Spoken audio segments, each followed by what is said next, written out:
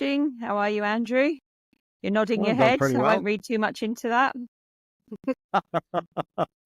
I was agreeing with that's about the extent of our plan tonight. Talk about body language, a little bit about instincts. So yeah, good to see you. Yeah, you too, you too. Okay, so what do we know about body language? What's your take on it, Andrew? What have we learned over our time? Yeah, what have we learned? Oh, that's a great question. Lots of things over our time, I would suggest. The first sort of thing that just comes to mind for me is that the body keeps the score. So I think Bessel van der Kolk, that's his famous book now. It's worked a lot in the psychotherapy world and trauma and this kind of area, slowly starting to creep into, the corporate and business side of the world. But that comes to mind for me. The body keeps the score and, our mind and our internals get reflected externally to other people. And I guess picking up on where we were last week, we want to observe that, but we don't want to read too much into it without having a dialogue with our relating partner. So, but yeah, I'd like to throw the seed on there that the body keeps the score. Yeah, tell us a bit more about that, because I hear people talking about that one. What does the book go into specifically? What's it saying? Gee. I read it, I reckon, 6 or 7 years ago, and my memory's not that good. But here's the thing. I guess in a practical sense, what I see in clients, and I'll just give a couple of examples, in working with people in business and, in our client group, we have these mental patterns that have a physiological mirror associated with them. And, one of the things that NLP does quite well is it shows us how the body and mind are not two, but they're interconnected. They're kind of one in a certain sense. And so whatever's going on in mind is reflected in the body, and vice versa, whatever's going on in the body is reflected in the mind. And, we've talked a little bit about childhood patterns. And so, the patterns that we form, from, let's say, 10 months through to about 7 years, end up showing up in the workplace, leading a company or being part of a company. And so what you can see in a person's body is you can tend to notice what type of response that they have under stress. So some people will approach and engage the stress, and they might be quite assertive, maybe partly aggressive with their body language even, and I know that's an interpretation, or they could avoid. So they could back away, they could shut down, they could close down their body language, they could move away from the setting that they're in. So there's approach and avoid dynamics in the body language. And then there's also, if you get a little bit finer grained on it, there's I think there's 7 Fs, and I'll go through a few of them. Yeah? But there's the classic fight and flight that everyone talks about. I think most people would probably know those, fight and flight. But there's also freeze. So if you're in a stressful situation and you find yourself, your body's almost glued to the ground and you feel as though there's no energy in the body anymore and you're stuck, you're static, that's a freeze response. There's also a fold response or a fawn response. They're kind of the same thing, but that's essentially a feeling of weakness in the body, like almost like a disempowering feeling of yourself physically under threat or stress in your environment or with another.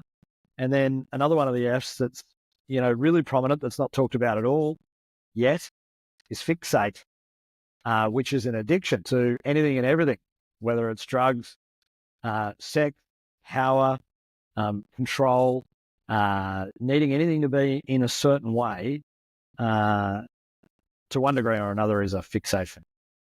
And so that can be held in the body too, an inability to move fluidly. So if you see really conscious leaders, they're able to move really fluently, smoothly, graceful in the body, and perhaps less conscious or traumatized people might show up a little bit rigid, a little bit static, a little bit off in their gait. And so there are a few of the signs that I look for when I'm working with people. Yeah. Hope that talks into a bit about what you were curious about. Yeah. Because I think, you say that book's a few years old now, so it's interesting how it's out there a lot at the moment. I'm hearing a lot of people talking about it, and the Fs as well. I don't know how long that's been around, but that seems to be something that's quite popularized at the moment. People are talking more about that. Seems a bit of a trend. So it's interesting Yes. to hear what meanings we're bringing to things. And I think it's that thing again where it's seeing it in the person. And what I like to think with the line of work that we're in is the difference between what we call ourselves as the experts and what differentiates us in theory from the normal person on the street is actually not in the reading of it. So I think there's this kind of old concept of a body language expertise. And I think as we're evolving, it's starting to realize that the expertise is in the asking rather than the reading. And there's a couple of body language experts. There's one particular one I can think of, and I can really see how outdated their work is becoming now. I actually watch them quite a lot now as they're reading. On reality TV shows, let's say they're reading someone and it's on social media, and then you're seeing people underneath, having comments about what they're saying, because they're obviously she's interpreting what she's interpreting through her expertise, but really her own perspective. And then you've got people underneath commenting on what she's saying, that it could be this or it could be that. So it just shows that even though there's an expert that has, studied this to some degree, there's still a perspective that's being shown that is maybe being disagreed by the actual person on the TV. Sometimes it's actually them, or by other people as they bring in theirs. And she might have a stance on it that I can see sometimes that she's taking a stance saying that they're doing this in an aggressive way or in this way. And then other people are going, well, maybe that's not what they mean by it. And, so it's like, I really seeing the expertise, and through the training that we've had, it's actually in the asking of the questions, in not being the expert, in not being the one that needs to know, but being able to allow the person to have their own, their own exploration of themselves. And I, with many clients and friends, I don't always, and people that I'm around, I won't always necessarily say it, but there'll often be times where someone's talking and there's a sudden movement in their system, in their body. They might move I've got one person I know that they kind of have this nervous energy, this energy, let's say, that shows up in their, in their leg, and it will start to move at certain times. And I would watch them, and I would, after a while I'd inquire, your leg seems to be shaking at this moment, what's going on? And it's quite common for people in these sorts of situations to go, oh yeah, I always do that. And it's like, yeah, I get that, but why might you be doing that? And they're like, no, I just always do it. That's all I know, is that I always do it. As we continue on with the conversation, something else comes up, the leg starts to shake again. So what's going on for you right now? Is the leg starting? Oh, I always do, but you're doing it again. Is something coming up? And they might brush it off again. Then you keep asking as it keeps arising. And we will usually get to something. I had one person that we actually worked out that what they were doing, we were doing a session, we were doing it in Bondi outdoors. And what they came to was that when they saw a hot girl walk past, they would get excited and their leg would start shaking. But they didn't realize that that's what they did. And they were just entering into a new relationship. So we were quite lucky to catch that one at that point before they got in trouble for that. Sounds like a smooth operator there. These things, I have a few clients at the moment, actually. It seems to be a bit of a theme where clients will burp during sessions. There'll be this thing will come up, and I'll check in, what's going on for you right now? And they'll be like, oh no, I've just had my dinner, or this is just something that I do, or, and then as we get to it, it's when something important is arising or something uncomfortable in the system. And it's like they're releasing something in that moment. They're wanting to shift it out of their system at the time. But for a lot of us, we do these things. They're so habitual. We don't even know that we're doing them for a reason. We just think they're happening to us. So your sessions sound a lot more exciting than mine. I don't think I've ever had a client burp yet. So maybe I need to work on it. No, I get that a lot. But, great example, in working with people and in sessions with people, I'll do a very similar thing where, I might notice the neck area goes red. And rather than actually pointing it out to them and saying, hey, your neck's red, I wonder what's bringing that about. I'll actually just say, is there something that you'd like to say that's unsaid in this moment? And I'm not going to draw attention to their body language, because sometimes that makes people really self-conscious about themselves. some people are a little bit shameful about that, embarrassed by that. So I don't tend to use, the direct questioning of the body language, although you did pull me up once a couple of years ago, which was quite amusing, on whether someone was cold or perhaps anxious. But yeah, so I just asked the question. And, in that And particular I think that's the scenario, important thing is the difference there between well, assuming. So it's that thing of the assumption of your neck's red, there must be, a problem, rather than saying I'm seeing that there's some redness. And that can, it can be quite confronting for people. So it just depends as a coach where we want to go with that. And I think there's obviously either option. Sometimes for the client to reflect the client directly back to them is giving them then some sort of, it's just getting to know ourselves. Oh, so that's what happens as I do this. Yeah. Providing the mirror, yeah. Instead of holding it up, we're reflecting back. I'd love to just spend a couple of minutes, on maybe something that might be really helpful for people that want to actually get to know their body and the language of their body a little more. Because I think actually what Bessel van der Kolk and others, there's been Stephen Porges and there's been Deb Dana and several other people that have developed on Bessel's ideas. The body has so much wisdom that we don't tend to tap into just as individual human beings. Now, that's a generalization. But the world that I come from, the corporate world in particular, and the world of owning a business, it tends to be that we go hyper-rational. And so we're all up here, we're all in mind, and we're trying to logic our way to solve problems and, take our businesses and lives forward. And we tend to forget that we've got a body. And I know that was kind of true for me. And I remember when I first started chatting with you that I was thinking about, I'd fallen off my exercise program and I felt rather vacuous. Like I felt like, I just wasn't up and about. And I wanted to get back in and exercise the body. And we were having a discussion about the mind and the body. But a lot of people that I work with, they don't have strong access to their body. And so they lose the instinctual energy. And they also lose the intuitive capacity too. Because, really intuition comes from the heart. And the instincts come from, our solar plexus. And if we want to get a little scientific for a minute, we've got as many neurons in our solar plexus, in our gut, as we do in our brain, more in fact. And so there's an infinite intelligence almost in there that we tend to deny. So the body's got this huge wisdom. And, I was doing an exercise this morning with just a wonderful lady. And, what we did was, first of all, we wanted to clear a space to make sure it was safe for her to access her body. Because a lot of the time, the mental patterns are interrupting direct access to the body. It's not safe to be in the body because the feeling that I might encounter is uncomfortable. And so a lot of people don't want to go into the body. But we clear a space and slowly we drop down into the center of the body and we try and establish a centering presence. And we try and bring online, this calm, peaceful, resourceful state from which we can work with whatever energy arises. So we go in and we establish presence.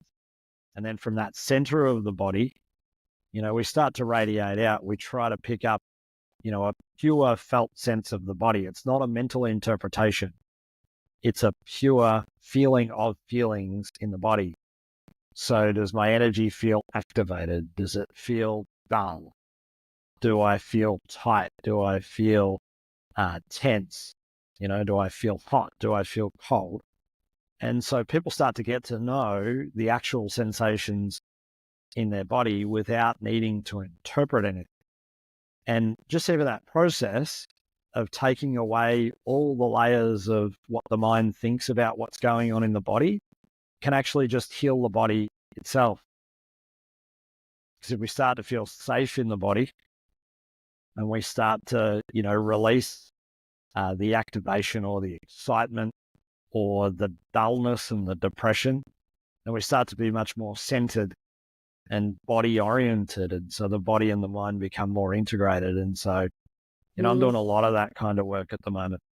And I think the important, thing with that as well is to notice the more that we're coming into the body and experiencing the sensations in the body, the more we're not making meaning of them and we're Exactly. sitting with them. The mind is the thing that will keep those sensations in place. So anxiety, when we experience it in body, let's say, we might feel our heart racing, we might feel tingles throughout our body, we might feel tightness. A lot of the time it's staying in place for longer periods because we are feeding the story through mind. The worst case scenario is running now. We may be panicking about the fact that we've got tightness in the chest and we can't breathe properly, or we're feeling a certain way. That will keep that energy heightened. The more that we can do the work in the body as we come into it, and as you said, don't make meaning around it, don't put a story around it, don't speak to ourselves about it, simply be with it. There's nothing to hold it in place, because in theory you're not there in front of a big tiger, or you're not about to get run over, or that you're not in any danger in that moment, visually.